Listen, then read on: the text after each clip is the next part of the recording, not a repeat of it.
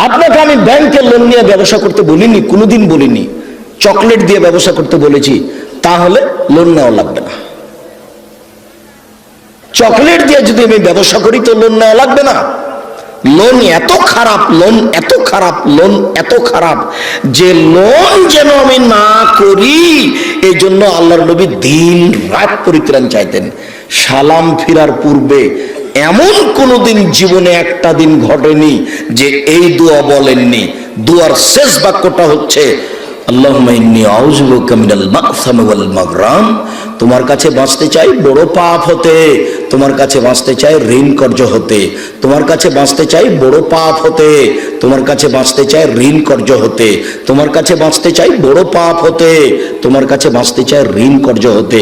এই বাক্যটা না বলে তিনি কোনোদিন সালাম ফিরেননি। এ কথা আয়েশা রাদিয়াল্লাহু তাআলা আনহা বলেন, হাদিস বুখারী মুসলিম।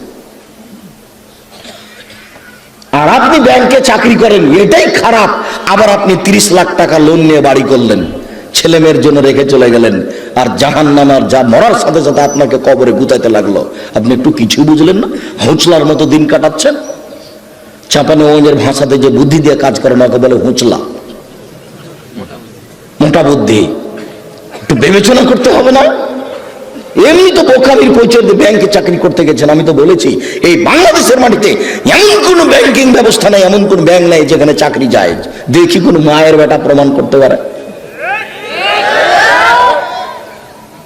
ব্যাংকে টাকা রাখা আর ব্যাংকে চাকরি করা দুটো এক নয়।